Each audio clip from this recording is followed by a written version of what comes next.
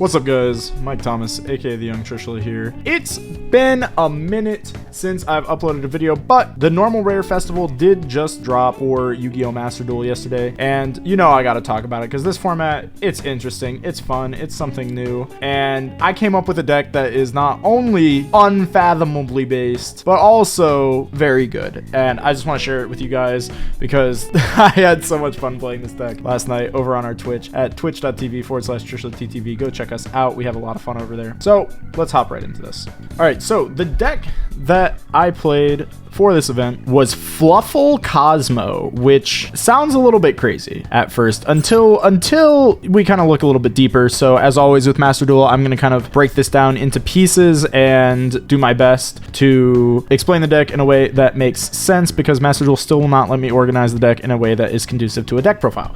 So I'm going to start off with the Fluffal cards because I think they need the most explaining. So we played 3 Fluffal Dog, 2 Fluffal Wing, 2 Fluffal Bear, and 3 Toy Vendor. And the reason for this is that the Fluffal cards are an insanely good draw engine in this format. This is a very limited format, and as such, I think some of the best decks are the decks that can generate the most advantage with the fewest cards. Now, if you are familiar with the Fluffal deck at all or in any capacity, you will know that Fluffal Dog plus either Bear or Wings is a +2. So if you're unfamiliar with Wings' effect, Wings says that if this card is in your graveyard and you control Toy Vendor, you can banish it from your graveyard, then target a Fluffal monster in your graveyard, banish that card, and if you do, draw a card, then you can send the Toy Vendor you control to the graveyard, and if you do, draw another card. So what this does is you not only draw 2 cards, but you also get to trigger the Toy Vendor and get a search for follow-up. And since this is only a 2-card combo, you are generating just a lot of free advantage, and the fact that Toy Vendor can then discard the Wings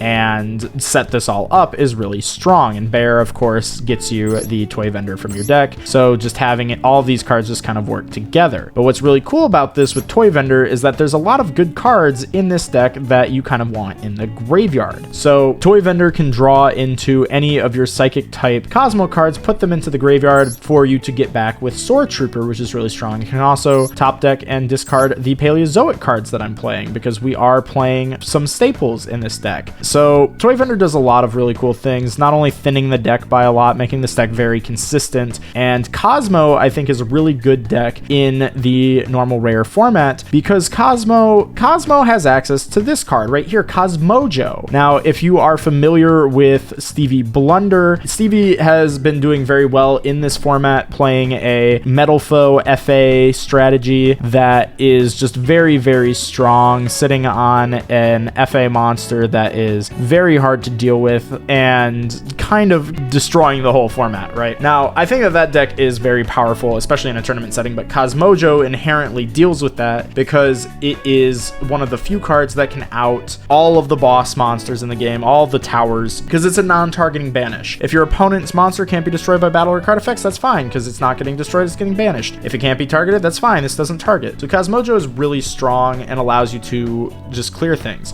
The other thing that's really cool about Kozmo that I really like in this format is that you have your own towers in Forerunner, of which we play 3. And the other cool thing about the deck is that Sword Trooper. I think that Sword Trooper is really one of the big reasons to play this deck, because you can loop Sword Trooper basically infinitely. As long as you have life points, you can just keep looping Sword Trooper and generate a huge board. And you can push out like close to 10,000 damage out of nowhere with this deck, which is something that most of the decks in the NR format cannot do. And without stuff like hand traps in the format, you're kind of free to do this. So unless your opponent has a bunch of back row to disrupt your plays, you're going to be free to just combo them. And since most decks in this format cannot do something so crazy, you're gonna have a good time, I think, with this deck. So let's go through the cards and just talk about them as we go. But to give you a basic idea, the Fluffal cards draw you into your Kozmo stuff. It makes it a lot more consistent, and it sets up for you to do really strong Kozmo Sword Trooper loops on your following turn. So So we've already been through the Fluffal cards, so let's move on to the Cosmos. Of course, we play the 3 Sword Troopers as they are kind of the heart and the soul of the deck. We play 2 copies of Strawman because Strawman will allow you to get back your big ships and use them to float down either into a Dark Lady or into a Dogfighter or whatever and wall up. So this is kind of more of a mid-game card. If you're not going for a loop, this is a very good card to control the game state with and to really give the deck a great grind game, which I think is the other thing that you want in this format. If you can't OTK, if you can't do a lot of burst damage out of nowhere, you can't generate a lot of advantage, you definitely want to have a grind game, and this deck accomplishes that very well with Strawman, being able to get back your Forerunner, being able to get back a Dogfighter, and summon out good cards with them. So Strawman, very good. Don't think we would play it at 3 though, simply because it's not a good starter. We play then the 2 Wicked Witch. Wicked Witch is very good at helping you survive and establish board positions because she can of course protect herself from being destroyed by battle and card effects. Also very good to play into stuff like Torrential Tribute and into Bottomless Trap Hole, so very strong card. We play the 1 Good Witch just because sometimes you want the utility of being able to Book of Moon things, so she's nice for that. And then we play the 1 Dark Lady for the last of the pilots. Dark Lady is just a negate and is very solid. She's also a level 5 pilot, so you can always go attack with Sword Trooper, attack with Wicked Witch, tag into Dark Lady, and then tag out Dark Lady to go into something like a Forerunner, just giving you a little bit of extra damage. But she's just very good because she's a negate and she is a interruption that you can summon from your deck. With our ships, of which we play 3 Forerunner being a towers, so very strong. It's also a level 7, so it can float into any of your other Cosmos. And then we have Dogfighter. Dogfighter is another ship that you can pop to float into any of the pilots. But what's cool about Dogfighter is that if you were to summon it off Forerunner, for example, in the end phase, say you summon back Forerunner with Strawman and it pops itself in the end phase, Dogfighter can summon a token during the standby phase. So this card is effectively 2 2400 defense bodies for free. And summoning free monsters in this format is really, really strong. So Dogfighter just allows you to just build a really wide board that is kind of difficult for a lot of decks in this format to deal with. So Dogfighter is really strong. We only play 2 of it though, just for deck space. Now to get into the last few monsters in the deck, we do play 1 copy of Fire King Avatar Arvada because, as you might see, we are playing 3 Fire King Island. Fire King Island we use as a primary extender to pop ships in our hand. It's really cool because if you have Fire King Island plus the draw engine, you can start with your Fluffal Dog freely, and if you draw into that Fire King Island, or if you start with the Fire King Island and draw into a ship,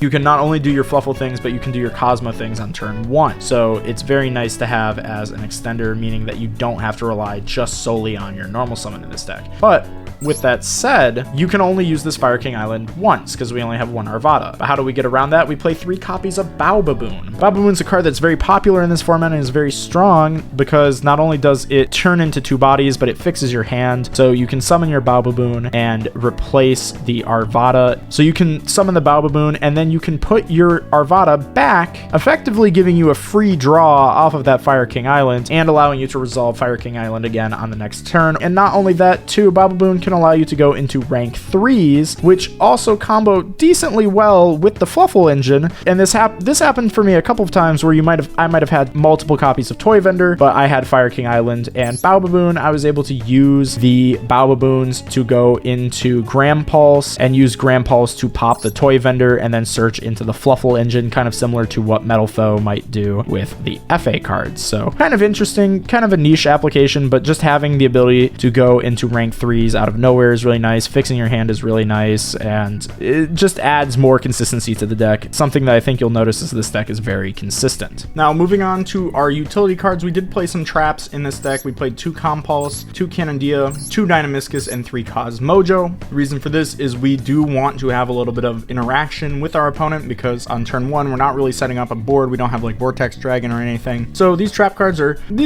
useful just for, you know, controlling the game state for a turn until we can get off our Sword Trooper loops or whatever. Also, the free bodies for the Paleozoics are nice because you do need a monster in order to resolve the Sword Trooper loop. Otherwise, you're just going to be forced to go into a rank 3 with your 2 Sword Troopers. Having the extra bodies is very nice. Now, we've already discussed Cosmojo, but the other cards are just simply very solid cards. Canondia is nice because you can Book of Moon cards that might need to be face up. For example, You can Book of Moon a Baobaboon that is on your Metal Foe opponent's field before they can attempt to target it, and then they won't be able to use their Baobaboon in the Metal Foe deck, which is very nice. And then you can use cards like Compulse or Dynamiscus to punish your opponent for going into their extra deck, which is also very nice. And these just serve as very solid utility cards. Of course, none of these are better than just having Cosmojo set up, so all of them are 2-ofs. And of course, these 6 spots are pretty flexible, so if you don't like these, you can always experiment with other cards. These are just the ones that I happen to play for this event. Now for the extra deck, we did play Herald of Pure Light and Crumble Logos. I think these are probably 2 of the better rank 2s that you can play, and we're just playing these simply because we do have the Paleos, so they can come up. I don't think they came up for me because I was usually just going for Sword Trooper loops, but they were there. It was nice to have them as an option. We played Giga Brilliant plus the Corbage as a package. This might be a little bit strange to anybody that did not play in 2016 Nationals format. And what this package does is you can summon your Giga Brilliant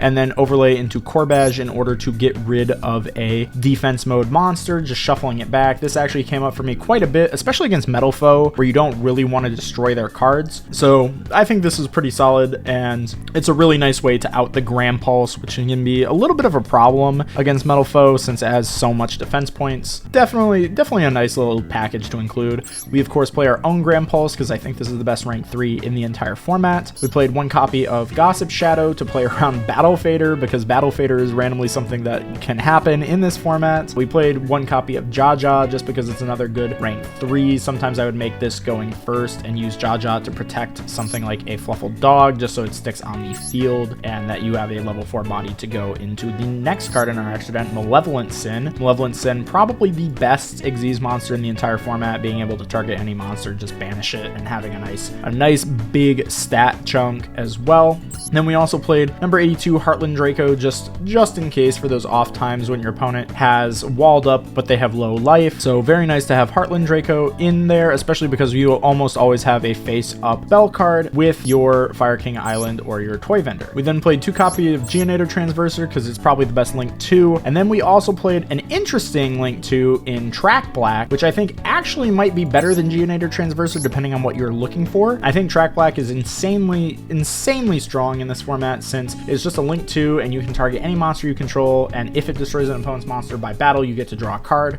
So this is effectively just giving you a free draw whenever you are making trades on the board, which is really nice, especially because its Link Zone complements Berserker of the Tenyi. And because Berserker of the Tenyi and Track Black can point to each other, when you're doing your Sword Trooper loops, you can make Berserker of the Tenyi, make Track Black pointing to it. Track Black can make it so that Berserker of the Tenyi will draw a card when you attack with it. Then you can link off Track Black and go into either a Triple Burst or another Berserker of the Tenyi. And so not only will you have 2 huge monsters, 2 massive threats on the board, but you'll be able to draw a card when you trade on the board as well, which is just so strong. And then for the last card on our extra deck, we did play the Triple Burst Dragon because it is one of the few ways that you can negate things in the damage step, which is pretty important in this format. Very solid in the mirror match, very solid against a lot of decks. So Triple Burst, very nice to have, though I think we were going for Berserker of the Tenyi more often simply because this deck can just OTK so easy with the Sword Troops. That was the deck that I played for this event. I think it was a really good deck. It counters a lot of the trap cards that are being played in the format, with all the pilots being able to tag out or runner not being able to be targeted. Plays really well into Torrential Tribute because your ships will float. Just a very solid deck overall, and I'm really glad that I got to play it and share it with you all. So if you do want to give this deck a try, go ahead, give it a try. I think you'll have a lot of fun with it. I think you'll have a lot of success. I think we only lost a few games, but if you want to see replays of what this deck can do, let me know down in the comments below and I can post some replays, because some of these replays were absolutely insane. Like it felt like I was playing TCG. It felt like I was playing TCG sometimes. So let me know if you want to see some of those replays. And if you did enjoy this video, if you did enjoy the deck, drop this video a like, give me a comment letting me know, and consider subscribing. The channel has been growing so much lately, even when I haven't been posting for like a week. The channel has been growing so much, and I want you to be a part of that growth. So consider subscribing. Overall, I hope you enjoyed the video, and I hope to see you in the next one.